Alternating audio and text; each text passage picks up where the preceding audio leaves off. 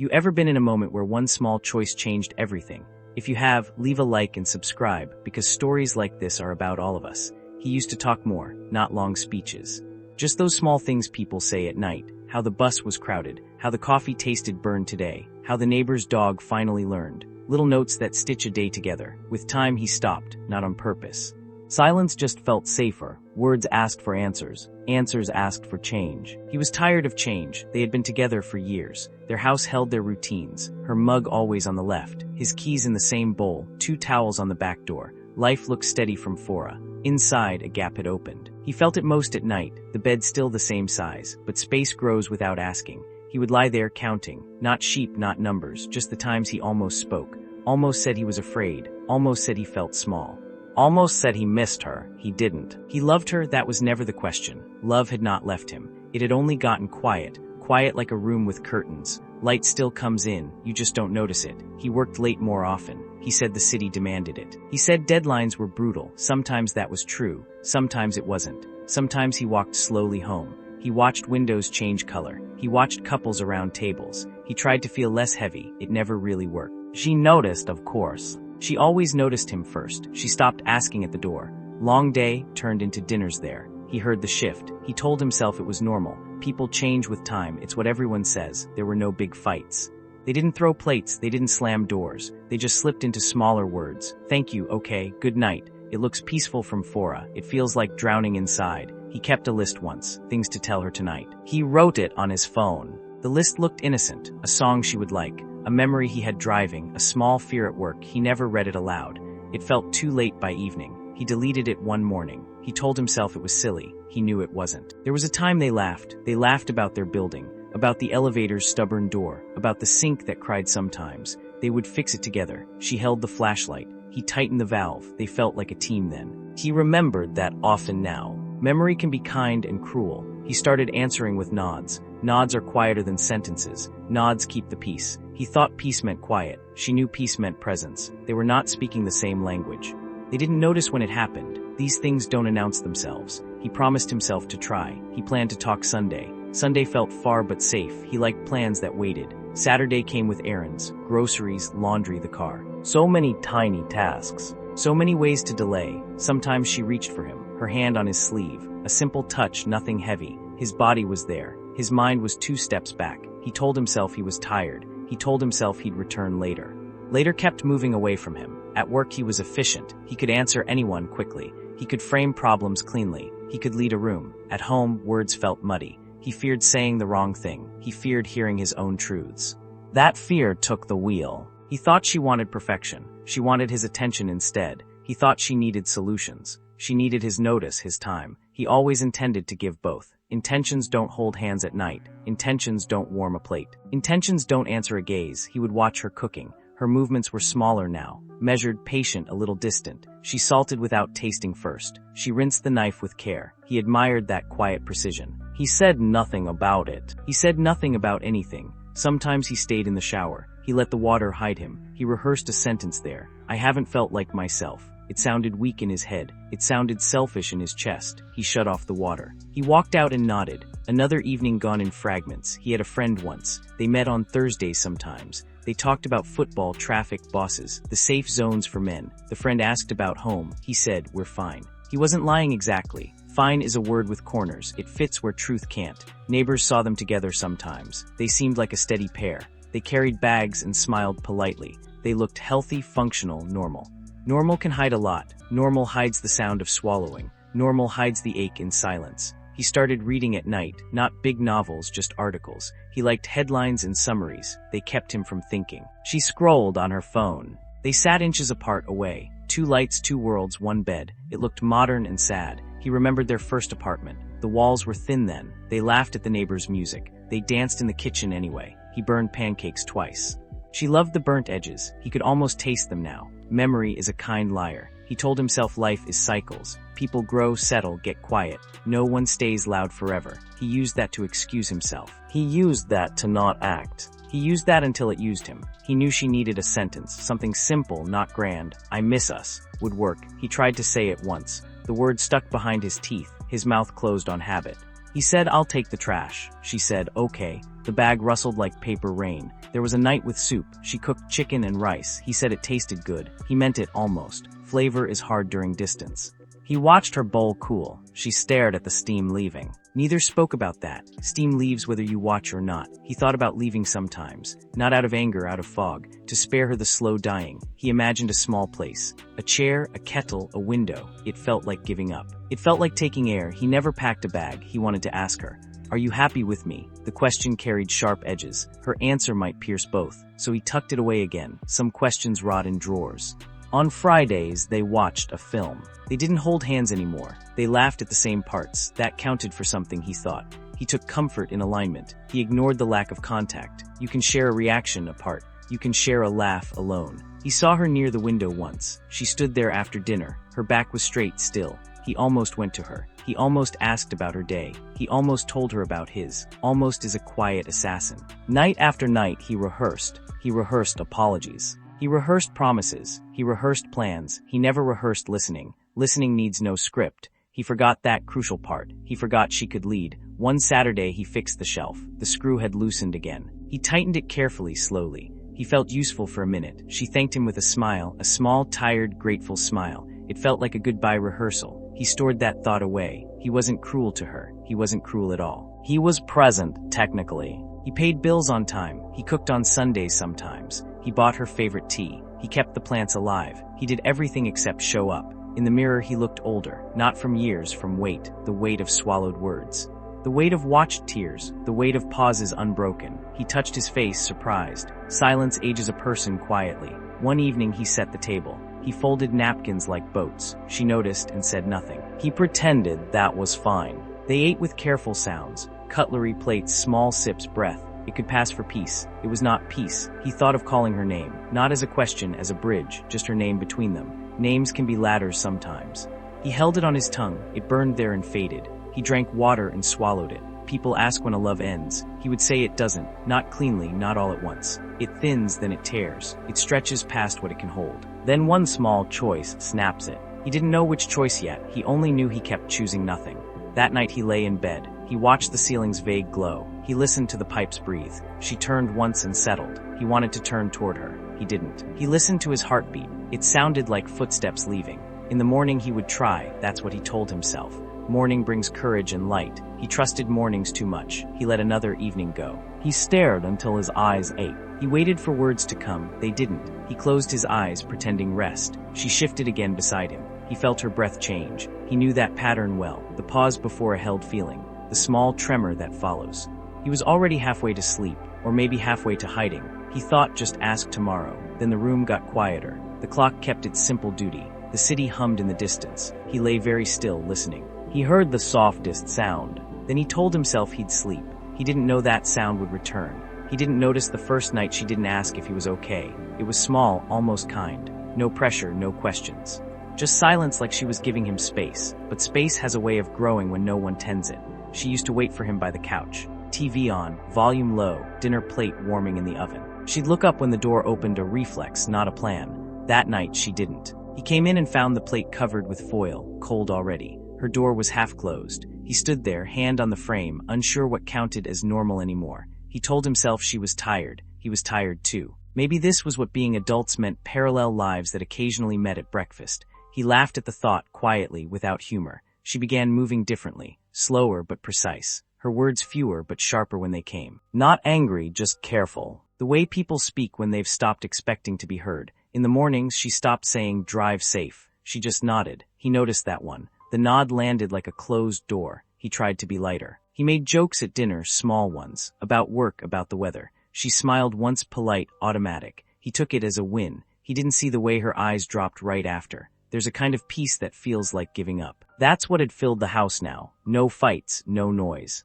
Just two people keeping the floor clean and the air heavy. Sometimes he caught her watching the window, not looking out, just resting her eyes on it, like she was measuring the world's distance from her. He wanted to ask what she was thinking, but he didn't want the answer. One night he found her on the balcony, barefoot, wrapped in a sweater. He asked if she was cold. She said no, just quiet. He nodded as if that was enough. He went back inside first. He lay in bed that night waiting for the mattress to dip beside him. It did, minutes later. He could tell she was awake. He could hear her breath catch now and then, the tiny tremors between exhales. He wanted to reach out. He wanted to say, "Talk to me." He didn't. When did care turn into observation? He wondered that. He used to reach without thinking. Now every move felt like a decision. Every word like a test he might fail. She started sleeping, facing the wall. He didn't take it personally. He told himself she just found it easier that way. The truth sat quietly between them, uninvited but present. One Saturday morning, she spilled coffee on the counter.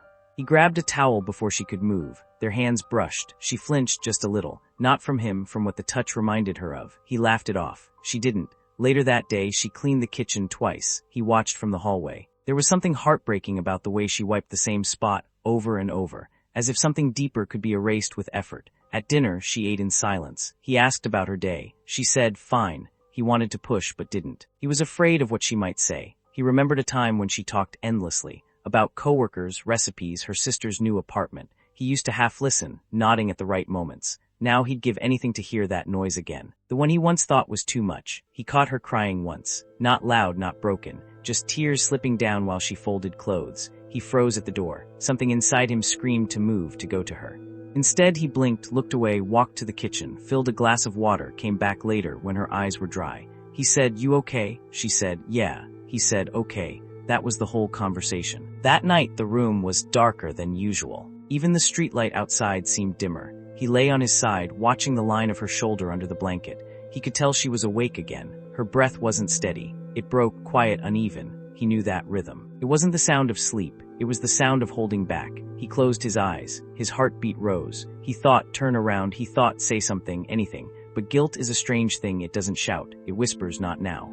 And he obeyed. He stayed still until her breathing softened again. Or maybe she just gave up. He wasn't sure anymore. In the morning, she hummed while making coffee. A tune he didn't recognize. He wanted to ask about it, to make it light again. He didn't. She handed him his cup without a word. He watched the steam rise. It looked like smoke from something quietly burning out. That evening when he got home, she was in bed early. Lamp off, room quiet. He changed slowly, careful not to wake her. But she wasn't asleep, he knew. He could feel her eyes behind closed lids. He climbed in, turned to the wall. The silence stretched thin. Then came the sound, small, uneven, human. The sound of someone breaking without wanting to be heard. He held his breath, he listened. He told himself she'd be fine. He told himself people cry, it passes. He told himself he was tired. Then he turned to the other side. And for the first time, he knew exactly what kind of man he was becoming. The night began like any other. Too much stillness for two people who used to fill every space. The hum of the refrigerator, the faint tap of a pipe in the wall, the kind of quiet that exaggerates every thought. He lay on his back, eyes open to the ceiling.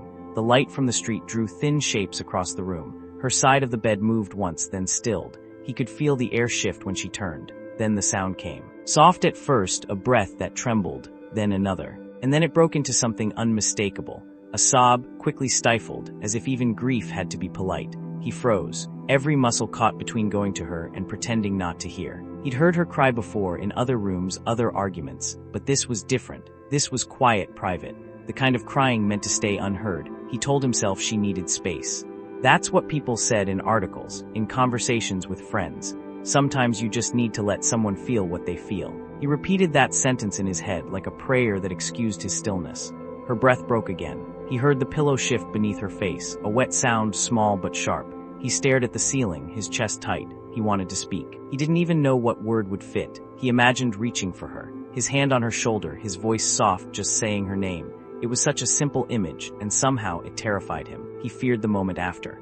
What if she turned away? What if she stopped crying but didn't move closer? What if she said nothing? The silence after comfort could be worse than the silence before it, so he stayed still. He listened to her sadness like someone eavesdropping on a confession not meant for them. Every tear was a sentence he'd never let her speak. Minutes stretched thin. The rhythm of her crying slowed, then paused, then started again, like waves too tired to crash. He felt something in his throat, not a sob, just pressure. Guilt can sound a lot like breathing when it's quiet. He tried to remember the last time he'd made her laugh. He couldn't. He tried to remember the last time she looked at him like she used to. He could picture her eyes, but not the light in them. Some memories fade not from time, but from disuse. He turned slightly, careful not to shift the mattress. He looked at her back, curved inward, shoulders trembling. He could see the small line of her neck, a place he used to touch without thinking. He thought, I should hold her now. He didn't move. The distance between them was less than an arm's length, but it felt like a field, wide and cold. He could almost hear the space breathing. He counted her sobs.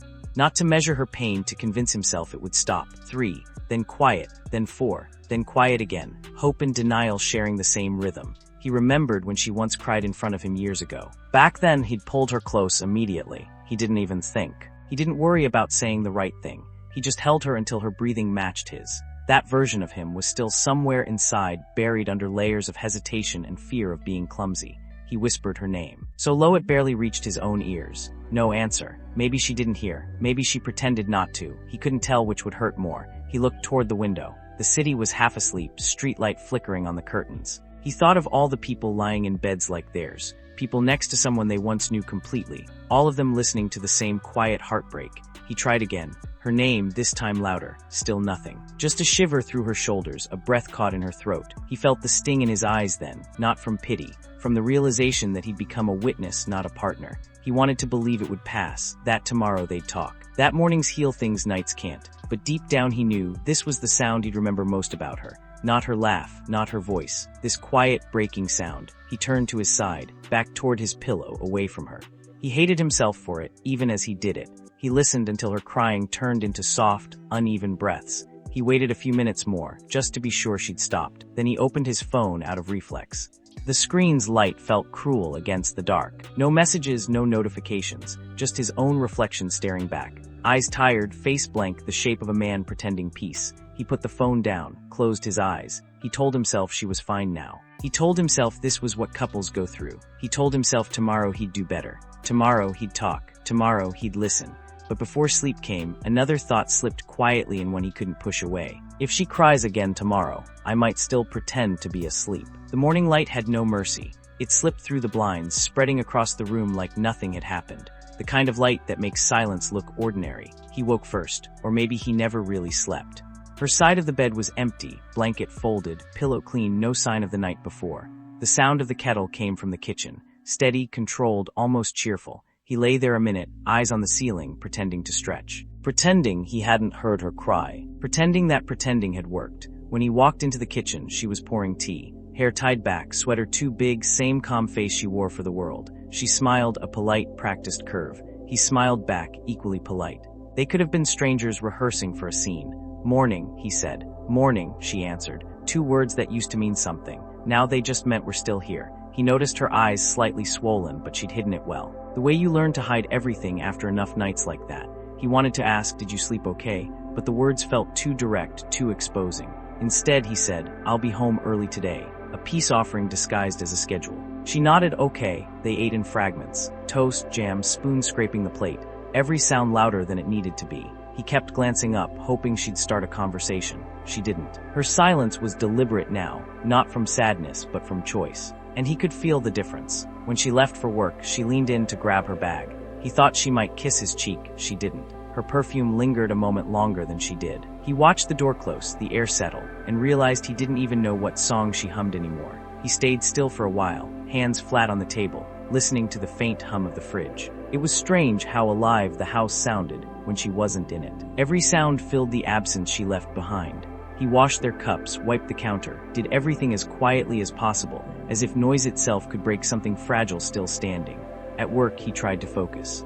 Emails, calls, meetings, things that reward distraction. But every now and then he'd see her face in his mind, not crying, just turned away. That image hurt more than the tears. Around noon, his phone buzzed. A message from her. Do you need anything for dinner? Plain, neutral, distant. He typed, no, it's okay. Then deleted it. Typed, whatever you feel like. Deleted again. Finally sent, maybe pasta. Her reply came seconds later, okay. He stared at that word for a long time. That night the pasta was perfect. She cooked, he set the table. They talked about groceries, about the weather. Every subject harmless, safe. The space between them measured in centimeters, but felt like a border neither could cross. After dinner, she washed dishes, humming softly again.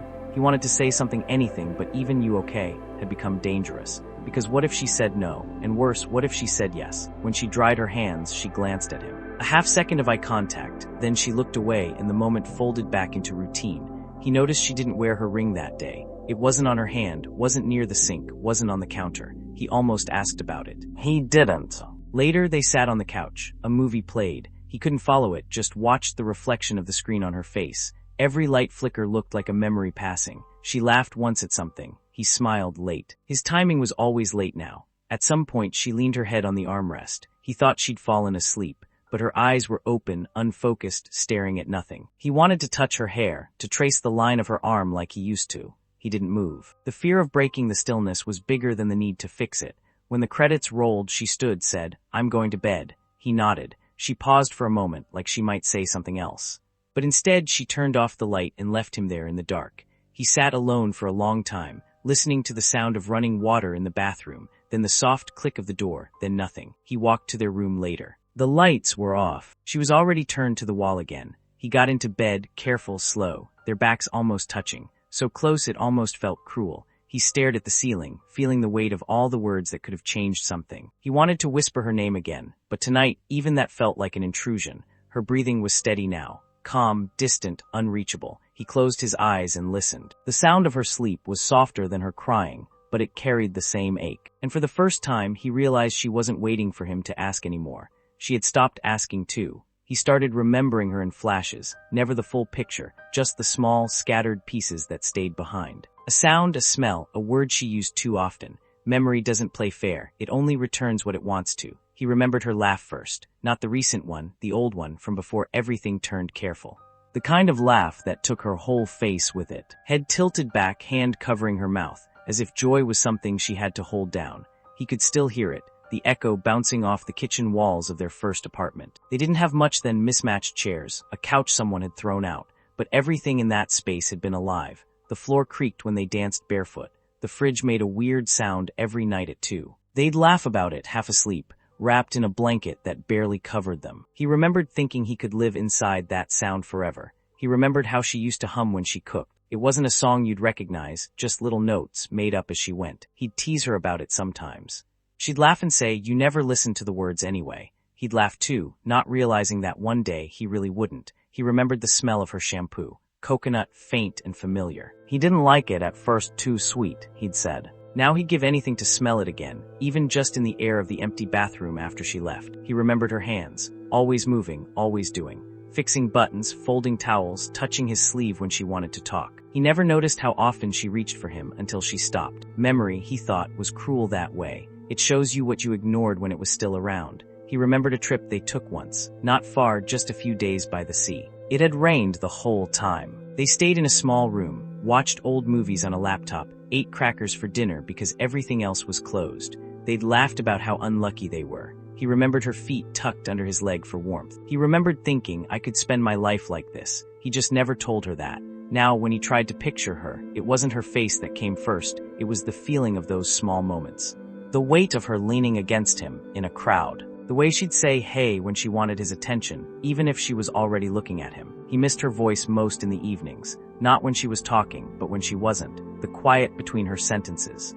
The safety that used to live there. He wondered when that quiet had turned into distance. Maybe it was slow, a word skipped here, a look unanswered there. Or maybe it was one night, one silence too long and something just snapped. He'd never know. You never know the exact second love decides to stop being safe. At work, he'd catch himself thinking about her hands again. The way she'd tie her hair with one of those thin bands from her wrist. How she'd talk while stirring something, never pausing her rhythm. He could see it perfectly, and it hurt in ways he didn't have words for.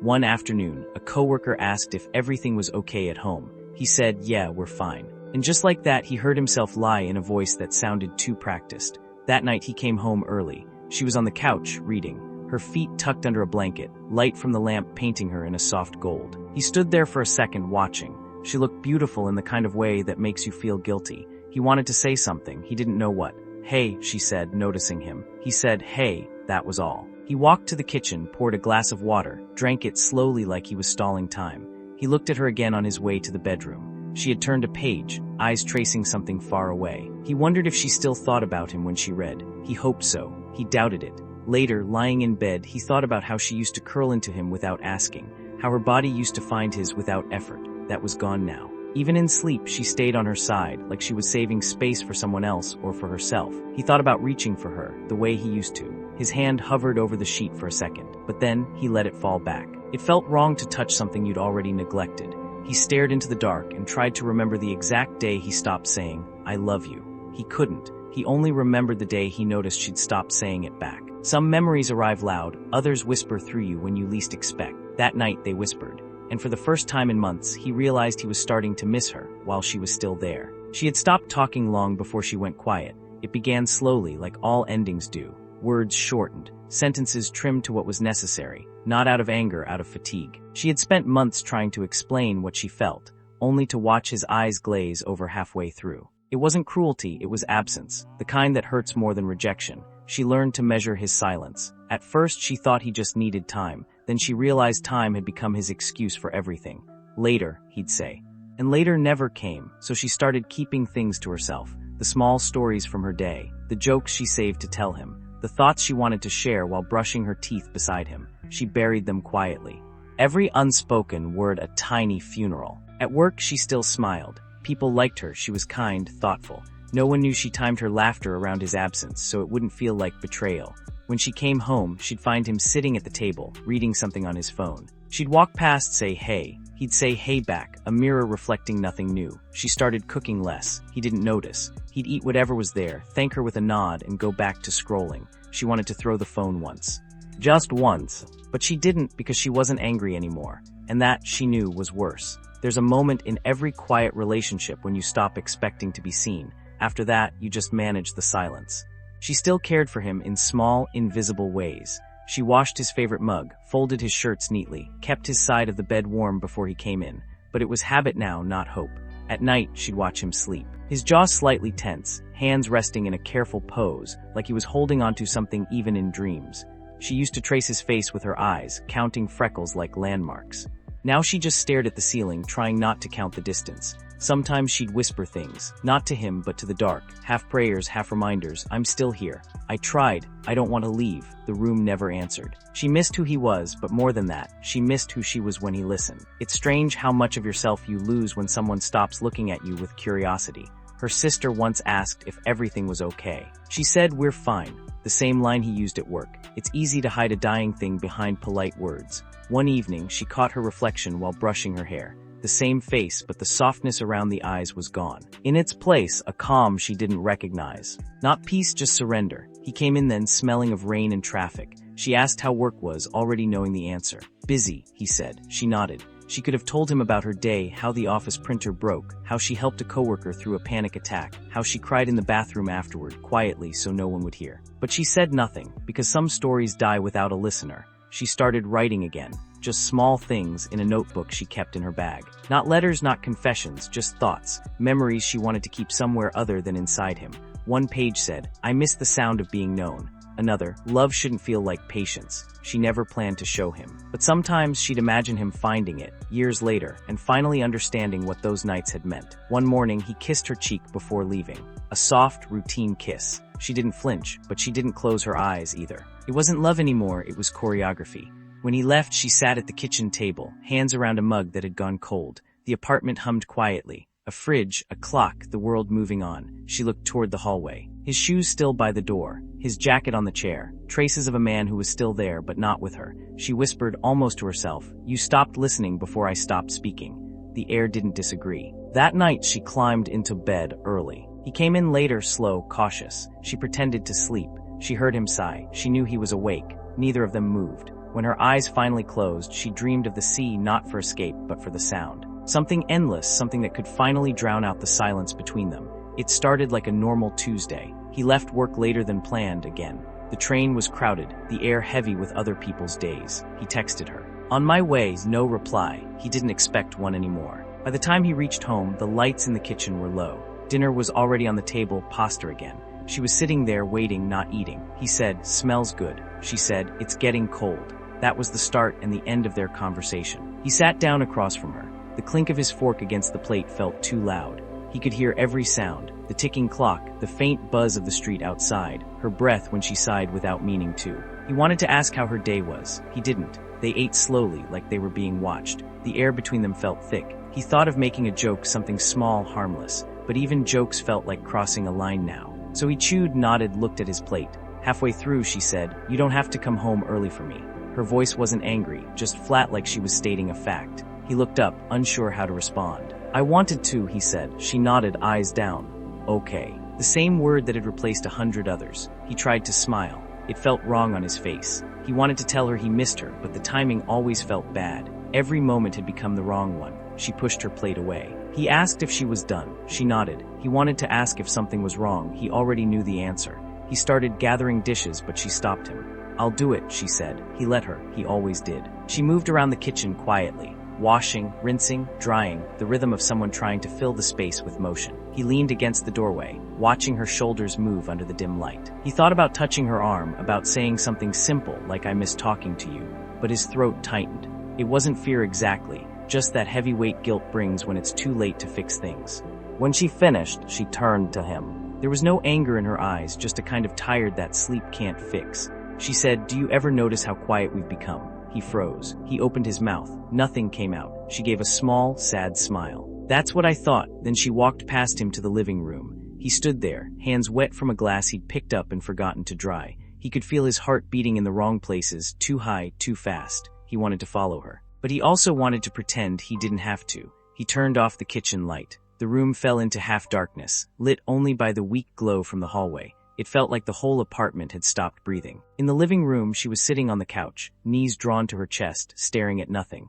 He sat beside her, not close, not far. They stayed that way for a while. The TV was off. The only sound was the city outside, a siren somewhere, a dog barking, life still happening, just not here. He said, "I don't want us to be like this." It came out softer than he meant. She didn't look at him. "Then don't," she said. Simple, direct, but it landed like a door closing. He nodded as if he understood what that meant. He didn't. He just wanted to end the moment before it asked more of him. They sat a few minutes longer. Then she stood. "I'm going to bed," she said. He watched her walk away. Her footsteps were quiet, measured, the sound of someone who has practiced leaving without making a scene. He stayed there, alone with the dishes still damp in the sink. He wanted to chase her, to say, "Wait, let's talk." But his body didn't move. It rarely did when it mattered. He turned the lights off, looked once at the hallway, then went to their room. She was already lying down, facing the wall, her back rising and falling slowly. He sat on the edge of the bed for a while, hands clasped, eyes tracing the shadows on the floor. He whispered, "Good night." She didn't answer. He didn't expect her to. He lay down, stared at the ceiling until it blurred. He thought about what she'd said, how quiet they'd become. It was true, but what scared him more was how normal it felt now. Before sleep took him, he remembered the first dinner they'd ever shared together. Same table, different world. She'd laughed that night.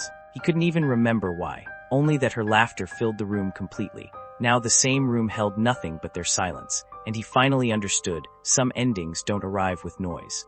They sit across from you at dinner and finish your plate. He woke up the next morning to the sound of running water. For a moment he thought it was raining. Then he realized it was her in the shower, same time as always, same rhythm. Their life had become so precise that even heartbreak ran on schedule. He stayed in bed, staring at the ceiling. He wanted to get up, to meet her in the kitchen like he used to, but something in him kept still. Maybe shame. Maybe habit. He couldn't tell them apart anymore. When she came out, her hair still wet, she looked at him for a second, not cold, not angry, just distant. She said, "You should eat before it gets late." He nodded. She left the room. He sat there a while longer, listening to the sound of her moving through the apartment, drawers opening, the low creak of the wardrobe, her footsteps soft on the floorboards. Every sound reminded him of what he didn't say last night. At breakfast, she poured him coffee. He said, "Thanks," she said, and that was it. He wanted to reach for her hand just to hold it for a moment, to remind both of them that it used to mean something. His fingers twitched on the table, then stopped. He looked away. Later that day, he came home early. He thought maybe she'd notice.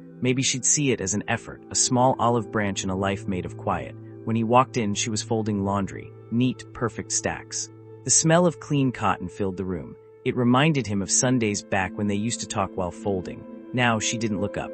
He watched her a moment, then took a shirt from her pile. He tried to make it a small joke. "You still fold better than I do." She smiled, a faint curve, tired but real. Then she said, "Yeah, I've had practice." He didn't know what to do with that truth. She reached for another shirt and their hands brushed. It was nothing, a touch, a spark. But it carried every word they hadn't said for months. He could feel it in his chest, so could she. He saw her hesitate, her fingers pausing on the fabric, as if deciding whether to hold or let go. He stepped back. A reflex, small, stupid, final. Her eyes flicked up at him, and in that half-second, something left the room. It wasn't anger. It wasn't sadness. It was the last piece of hope. She went back to folding, and he stood there, feeling like a guest in his own life. That night, they didn't speak. They didn't argue. They just moved around each other, quiet choreography, one reaching for a plate, the other stepping aside. He thought about breaking it, about asking if she wanted to watch something together. But the words caught in his mouth again. After dinner, she said she was going to bed. It was barely 9. He nodded. He stayed in the living room, listening to the hum of the fridge, the ticking clock, the empty space between sounds. When he finally went to their room, she was already lying down, back turned, as always. He sat beside her for a moment, staring at the curve of her spine under the blanket. He remembered the way her back used to rise when he kissed her neck. He remembered her hand reaching for his in the dark, finding it without looking. He reached out now, slowly, unsure. His fingertips hovered just above her shoulder, close enough to feel the warmth, too afraid to touch. He thought, if I touch her, maybe something will return. Then another thought followed, quieter. What if nothing does? He let his hand fall back. The sound it made against the sheet was so small, but she heard it. He knew she did. Her breath changed, caught for half a second, then steadied again. He turned to face the ceiling, eyes open in the dark. He tried to picture what she was thinking. Maybe she was counting the times he hadn't moved. Maybe she was remembering all the nights he'd turned away. Or maybe she wasn't thinking of him at all. The night stretched thin. He could hear the city through the window, a car passing, a dog barking, a voice far away. Life continuing somewhere else. He envied those sounds. They belonged to people who still spoke. Hours later, she shifted in her sleep. Her hand slipped over the blanket, landed close to his arm, not touching, but near enough to make his chest ache. He didn't move. He barely breathed. If he had turned, if he had reached for her, maybe it would have been different. Maybe the story would have bent another way. But he didn't. In the morning, her side of the bed was cold again. He found her in the kitchen, dressed for work. Her ring was gone, not lost, removed. She looked at him and said, "There's coffee if you want." He nodded. "Thanks," and that was all. She grabbed her bag, opened the door, then paused for a second, long enough for him to say something, anything. But he just stood there, watching her hand on the doorknob. When the door closed, the sound was softer than he expected, but it carried more finality than any fight ever could. He sat at the table, hands wrapped around a cup he didn't drink from, listening to the echo of her steps fading down the hallway. And for the first time, he understood that love doesn't always end with goodbye. Sometimes it ends with a touch that never happens. The morning after she left the bed for the first time, he didn't ask why. He told himself it was just for sleep, different schedules, different needs. But deep down, he knew better. People don't move rooms because of comfort. They move because something's already gone quiet. He heard her in the other room that morning. The sound of drawers, the soft zip of her bag. No music, no hum, not even a sigh. Just routine, clean, practiced, careful. He stayed in his room, pretending to tie his shoes slower than usual, pretending he didn't notice the distance becoming physical. At breakfast, she stood by the counter instead of sitting. He said, "You're up early," she said. Couldn't sleep. He wanted to say, "Neither could I." But the truth felt too close to begging. They ate standing. 2 cups, 2 plates, 2 people occupying one silence. He asked if she needed a ride. She said, "No, thanks." That was their new rhythm, polite refusals, careful distances, each one disguised as consideration. When she left, he wandered around the apartment. Everything looked the same, but nothing felt familiar.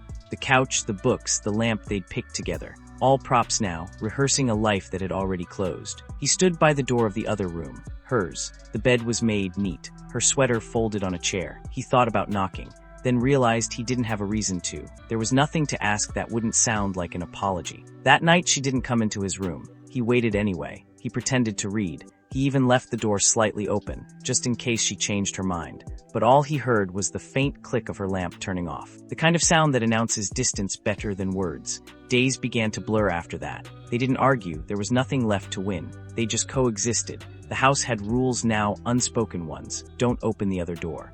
Don't ask where she's been. Don't pretend it's still love when it's just habit. She started coming home later. He stopped asking when. They both left notes sometimes. Dinners in the fridge. Went to my sister's. Functional language. The vocabulary of people trying not to make it worse. Sometimes he'd hear her laugh on the phone. A soft, real laugh. The kind that used to belong to him.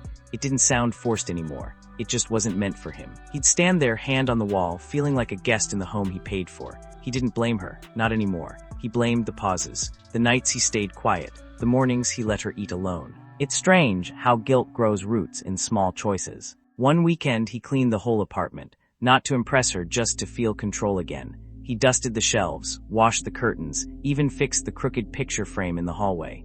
She walked in halfway through, saw what he was doing and said, "It looks nice." He nodded. "It was messy." She said, "Yeah," and that was it. That night they ate together again. Not planned, just timing. He asked, "You still can't sleep?" She shrugged. "Different room helps." He said, "That's good." The words came out steady, but something behind them cracked. After dinner, he stood by the sink while she dried the plates. Their hands moved close, almost touching, but never did. It was the closest they'd come to each other in weeks.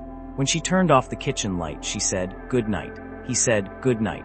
And they walked in opposite directions to different rooms in the same house, both pretending it was temporary. He lay in bed staring at the half-open door that led to the hallway. He could see a strip of light under hers. He wondered if she was still awake. He wanted to knock, to ask if she needed anything, if she wanted to talk. But every time he imagined it, he saw her tired eyes, heard her say, "It's fine."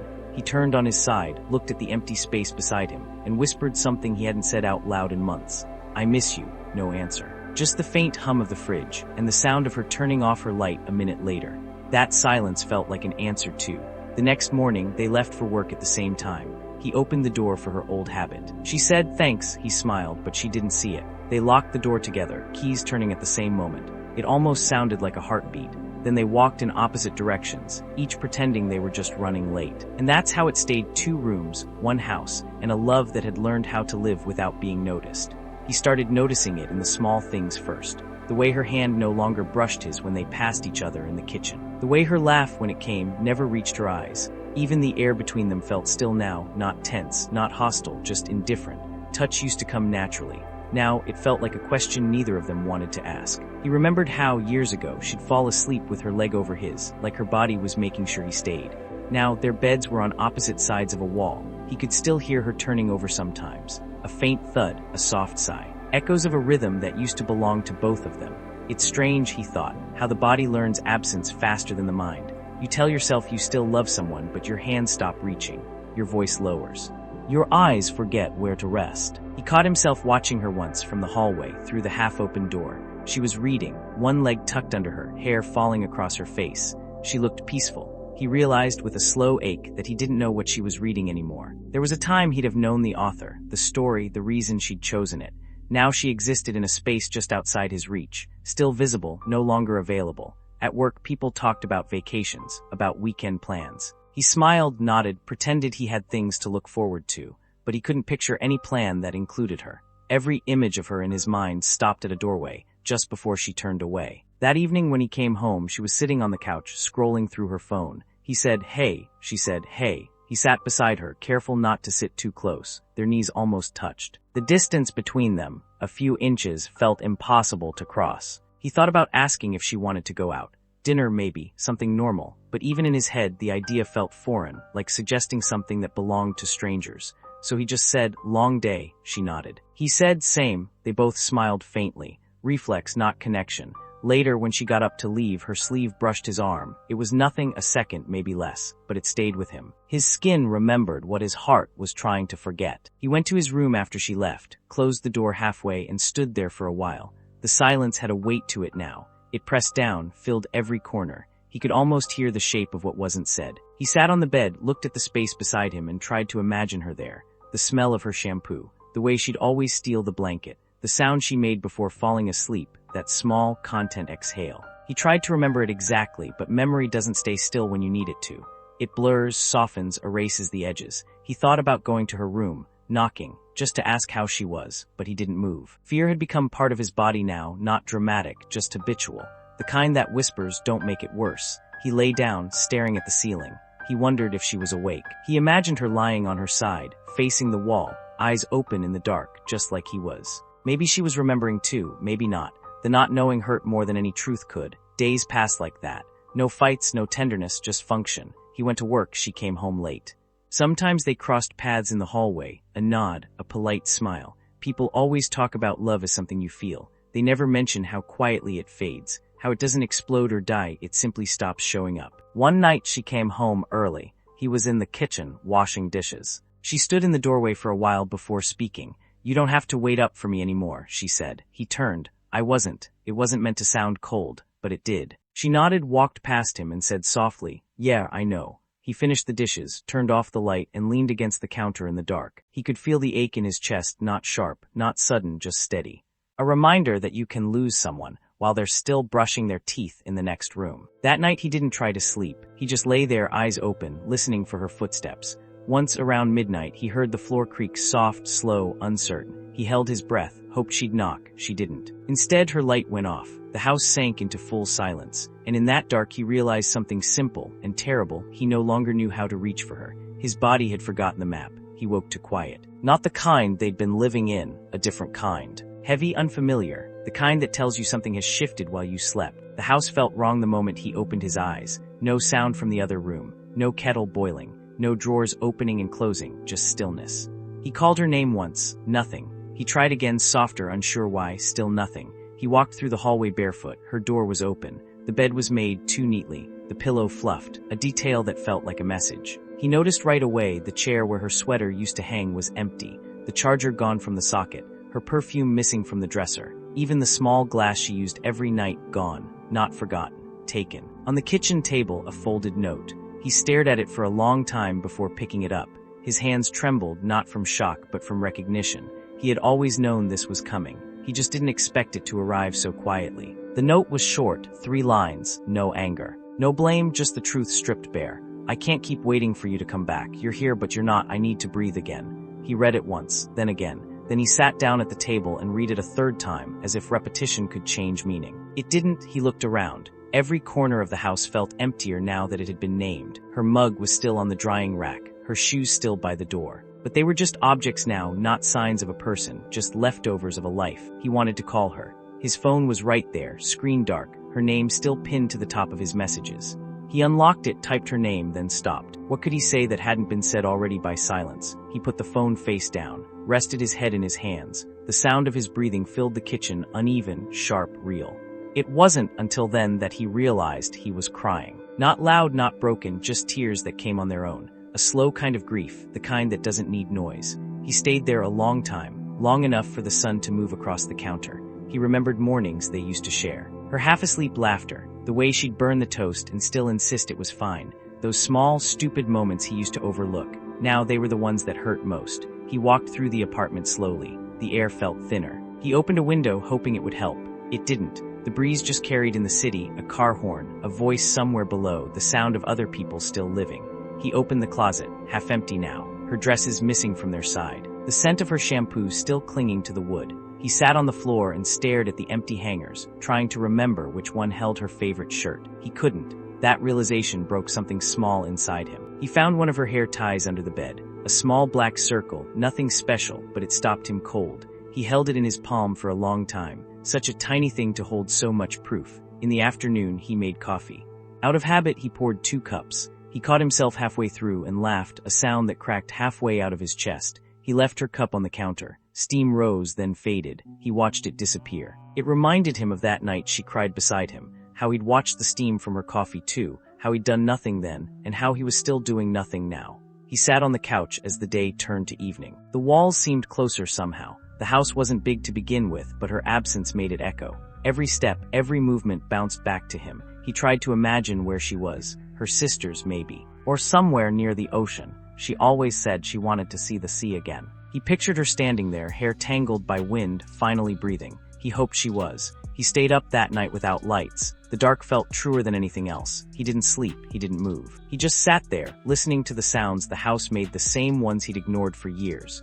Now they sounded like company. Around dawn, he walked to her room again. He sat on the bed, the same way he had the first time he helped her move in. He remembered her laughter then, how sure it had been. He whispered, "I'm sorry." The words felt too small, but they were all he had left. He didn't know if she'd ever hear them. Maybe she would, maybe she wouldn't. Either way, they needed to exist. Because sometimes, the only thing you can give back to someone who's gone is the sound of finally meaning what you should have said before.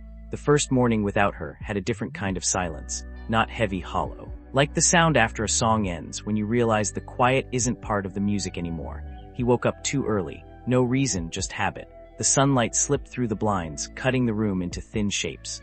He stared at them for a while, trying to remember what mornings felt like before all this. He couldn't. The bed beside him was flat, cold. He reached across it anyway, fingers brushing fabric that didn't hold her warmth anymore. He let his hand rest there a while, a useless gesture, but it felt like something. He made coffee for one. Forgot to cut the sugar in half. He'd always done that because she liked it sweeter. The first sip tasted bitter. He didn't finish it. The apartment was too clean, too still. Every item seemed to have taken a side, hers or his. He kept finding traces of her everywhere, like the world was built out of her leftovers. A hair in the sink, a folded note inside a book. Her handwriting on the corner of a grocery list, "Don't forget the tea." He laughed softly at that. He never forgot the tea. He just forgot how to talk to her while drinking it. He turned on the radio for noise. A voice, a song, something human, but even that sounded wrong, too cheerful, too cert. He turned it off after a minute. He wandered into her room. It smelled faintly of lavender and clean sheets. The bed was still made, the curtains open. She'd left them that way on purpose, he realized. She wanted light to keep coming in, even without her. He sat on the floor beside her dresser, the carpet pressed against his palms.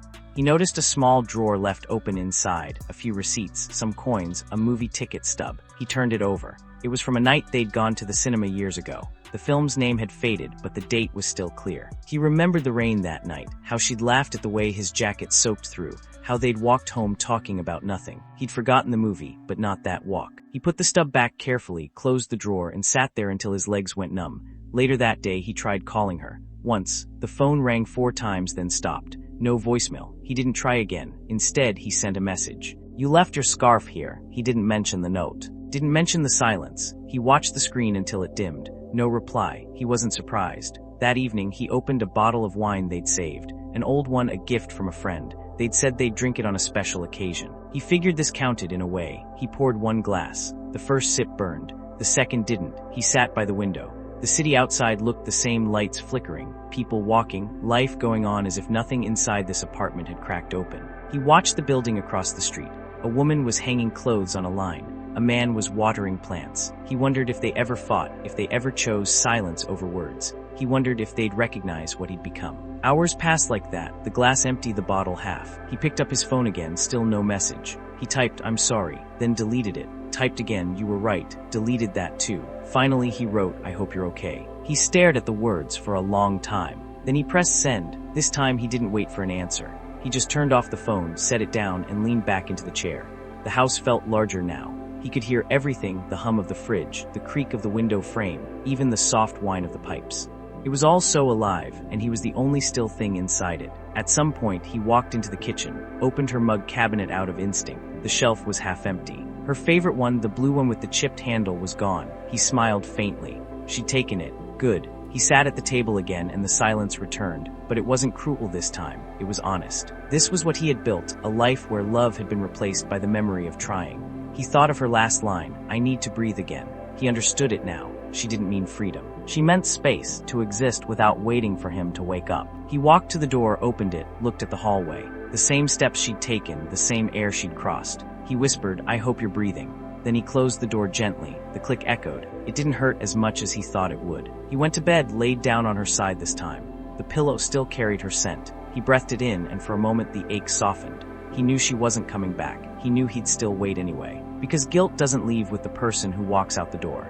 It stays, learns your morning habits, and waits with you, quiet, patient, faithful in its own way. Days turned into weeks after she left. The apartment began to forget her slowly, kindly. The scent faded from the pillows. Her toothbrush disappeared from the sink. Even the shadows changed shape.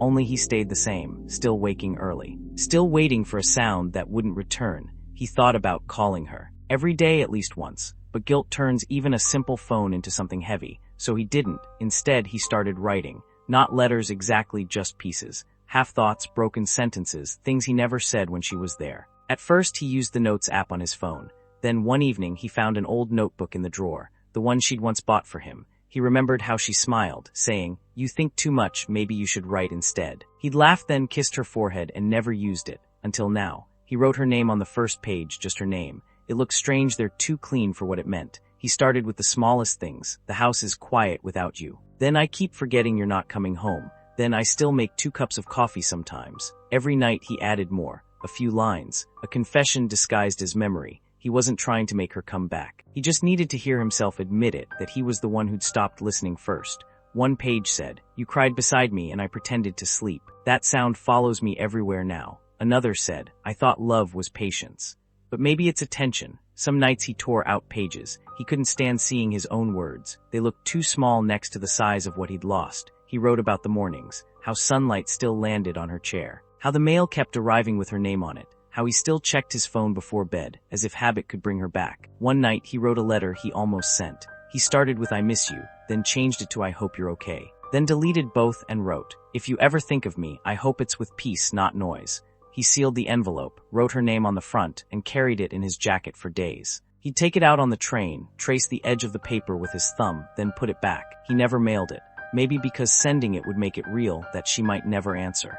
He started talking to her in his head. In the mornings while brushing his teeth, at work between emails, in the evenings when the light softened, he'd whisper things like, "You'd like this song," or "You'd laugh at that." It was easier than silence. Sometimes he'd walk past the places they used to go. The cafe with the burnt coffee, the park bench near the fountain, the small bookstore where she once spent an hour reading the last pages of every novel just to see if they ended badly. He'd stand outside watching strangers move through their spaces. The world didn't pause when they ended. It just shifted slightly to make room for the absence. At night, he'd reread what he'd written. The handwriting changed over time, from tight and careful to shaky and loose. Grief loosens even the smallest things. He'd run his finger over the ink as if touching the words could reach her somehow. One page said, "I still see you in the doorway sometimes, not like a ghost, more like a memory testing its strength." He smiled when he wrote that one, the first time he'd smiled in weeks. Then one night he reached the last page. The notebook was almost full. He sat at the table, pen in hand, and thought about what he wanted to leave there. Something final but not desperate. He wrote slowly, "You were right about silence. It doesn't protect you, it just waits for you to run out of excuses." He closed the notebook, placed it beside the window. And for the first time in a long time, he didn't feel the urge to check his phone.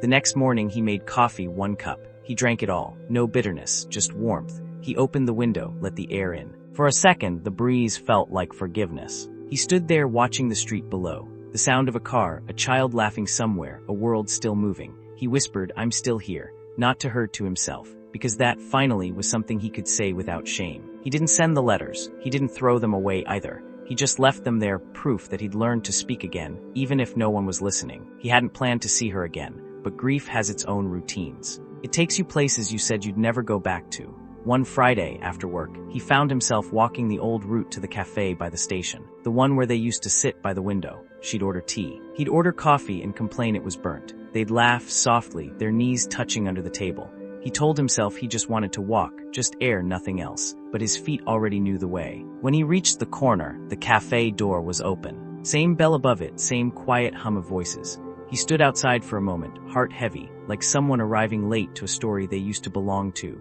He stepped inside. Everything was almost the same, the smell of espresso, the chalkboard with the day's specials, the same cracked tile near the counter. Only she wasn't there. He chose their table anyway, the one by the window. He sat, ordered her tea without thinking. When it came, he stared at the cup, steam rising, curling into air, disappearing just like every word he never said. He looked out at the street. People rushing, umbrellas, laughter, the rhythm of lives that hadn't broken in the same places as his.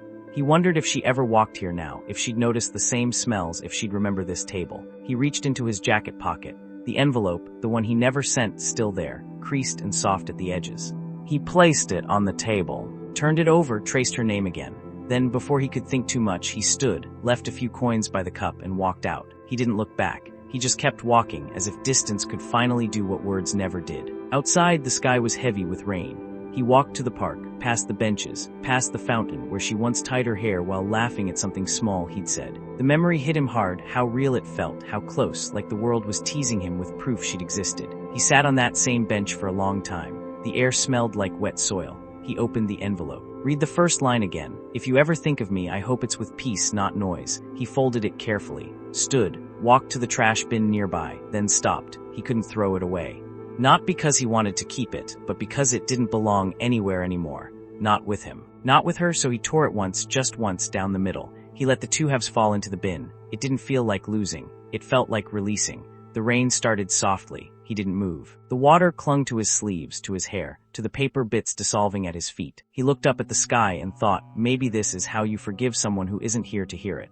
You stop protecting the memory of pain. By the time the rain stopped, the park was empty. He walked home slowly, his clothes heavy but his chest lighter. When he opened the door, the apartment greeted him with the same quiet as always, but something had changed. The silence didn't bite anymore. It just existed. He could live inside it now. He walked to the window, looked out at the streetlights, their glow reflected in puddles below. He remembered her once saying that rain made everything look cleaner. He smiled. She'd like tonight, he thought. He sat at the table and opened the old notebook again. There were still blank pages left. He turned to one, took the pen, and wrote, "I saw the place today. You weren't there, but for a moment it felt like you could have been. I think that's enough now." He closed the notebook, set it aside. He didn't feel like writing anymore, not because there was nothing left to say, but because he'd finally said it, even if only to the air. That night, as he turned off the lights, he caught his reflection in the dark window. He looked older but softer somehow, less haunted. He whispered good night, not to her, to the version of himself that had waited too long. Then from somewhere deep inside the walls, a sound faint like water moving through old pipes. He smiled. The house was still alive, and so was he. He stopped counting the days after she left. At some point, time lost its shape. Mornings bled into nights, weeks folded quietly into each other. But one thing never changed: the sound. Not her voice, not her laughter. He couldn't hear those anymore. It was something smaller, softer. The sound of her crying that night. It still lived in his memory, like a loop that never reached its end. It wasn't loud. It never was. It was the sound of someone breaking gently, carefully, so they wouldn't wake the person who stopped loving them. He tried to forget it. Tried to cover it with noise, music, television, anything. But it always came back in the quiet. It waited. It had patience. Guilt always does. Sometimes he'd wake at dawn, the light gray, the house still holding its breath, and he'd hear it again, not in the air, but inside him. The faint, trembling sound of that night. A reminder of the moment he chose silence over love. He never told anyone about it. When friends asked how he'd been, he said, "Better." They believed him. He smiled when they joked. He nodded when they talked about new beginnings. But when he came home, the sound was waiting for him, quiet, loyal, constant. He didn't hate it anymore. At first, it hurt like a wound he couldn't reach. Now it just existed, a part of the air he breathed. He'd grown used to it, the way people grow used to an ache that never fully leaves. Some nights he'd walk through the apartment, barefoot, slow, touching the walls with his fingertips. He'd whisper to the rooms, "I know," not asking for forgiveness, not explaining himself, just acknowledging what was true. He'd stopped blaming her long ago. He knew she'd done the only thing left to do: save herself. He respected that now. It was his turn to live with what remained. He began to notice other sounds too. The hum of the refrigerator, the faint groan of the floorboards, the birds at sunrise that he used to sleep through. It was like the world had turned up its volume after she went quiet. One morning, he caught himself humming. Not a song he knew, just a tune, made up without thinking. He froze when he realized that's what she used to do. It made him smile, a small, sad smile, the kind that holds both grief and gratitude. He looked around, the same kitchen, the same table, but lighter somehow. Maybe it was him. Maybe it was the absence finally settling into something livable. He still thought of her, of course. Sometimes at night, sometimes in the middle of a sentence. Not with the same sharpness as before. More like the echo of a name whispered down a hallway, still there, but fading. He'd learned to live with the sound. It didn't haunt him anymore. It reminded him that he'd loved someone once, that he'd failed to show it, that he'd learned what silence costs. He started leaving the window open at night. The city breathed through it, soft wind, distant traffic, a new kind of lullaby.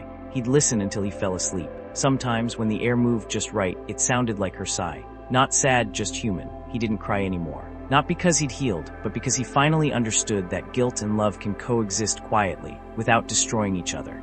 He'd wake early, make coffee, open the curtains. The light touched everything evenly now. He didn't look for her shadow in it. He just let it in. That morning he walked to the park. The same one where he'd torn the letter. The fountain still ran. Children laughed, dogs barked. The world kept doing what it always does, moving forward. He sat on a bench, closed his eyes, listened. There it was again, the sound. Not the crying anymore. Not exactly. It had softened. It was quieter, lighter, almost like breathing. For the first time, he realized it wasn't her sound he'd been hearing all these years. It was his. The sound of his own remorse turning into acceptance. He whispered into the morning air, "I hear you." And for once, the silence that followed didn't feel like punishment. It felt like peace. He thought about that night more than any other. The one when she cried and he pretended to be asleep. The night that split their story quietly without either of them saying a word. He'd replayed it 1,000 times. The sound of her breath catching, the tremor in her shoulders, the tiny gasp when she tried not to make noise. He could still feel the weight of that moment pressed against his chest. He'd memorized every second of his own stillness. Sometimes he wondered if he had moved, if he had turned toward her, just once, what would have changed. He pictured it often. Her eyes red, his hand on her back. Him saying, "I'm here." Her breathing slowing, the air between them soft again. Maybe she would have leaned into him. Maybe she would have believed him. Maybe everything after would have bent just slightly in another direction. But he hadn't. And time, he learned, doesn't give back what silence takes. He used to think forgiveness meant finding a way back to her. Now he knew it meant learning to live forward with the version of himself that didn't get up. He didn't hate that man anymore. He pitied him. the man who thought love could survive without attention, who thought silence was gentleness and avoidance was peace. He'd been wrong. And knowing that was its own kind of grace, he'd stopped asking what if. There was no answer, only the lesson. You can lose someone without ever meaning to, simply by choosing not to move when love asks you to. He still thought of her sometimes, not as the woman who left, but as the person who waited. He hoped she'd found what she was looking for. He hoped someone else had gotten up when she needed them to. He never remarried. People asked, he'd smile and say, no, not yet. But he knew the truth. It wasn't that he couldn't love again. It was that he'd learned what love asks for, and he refused to offer it halfway. Years later, he still lived in the same apartment. He'd changed the curtains, painted the walls, moved the furniture around. But there were nights when he'd wake up suddenly, heart racing, sure he'd heard something. A quiet sob from the other side of memory. He'd sit up, turn on the lamp, look around at the calm room. Then he'd whisper, it's okay. I'm awake now. It didn't make the ache disappear, but it made it bearable. One evening, he took the old notebook from the drawer again, the one filled with letters he never sent. The pages had yellowed at the edges. He flipped through them slowly, line by line, word by word. He didn't cry. He didn't wince. He just read, as if keeping her company through the ink. At the last page, he found a small blank space. He picked up a pen, the same one he'd used all those years ago, and wrote one more line. If I'd gotten up that night, I think I would have held you until the silence left. I'm sorry it took me this long to stand. He closed the book. Left it open on the table anyway. It felt wrong to keep it hidden again. He made coffee, 1 cup, black, sat by the window, watched the city hum beneath him. The world had kept going as it always does. And for once, he felt part of it. The sound was still there, that quiet echo of her crying, but it didn't hurt anymore. It just reminded him of the lesson he carried now, that love dies not when people stop feeling, but when they stop showing up. He whispered her name once softly, then he said good night, and this time he didn't mean it like an ending, he meant it like a release. The lamp stayed on for a while after he fell asleep, casting light over the notebook, the pen, the room that had once held everything unsaid. Outside, the night breathed quiet, forgiving still.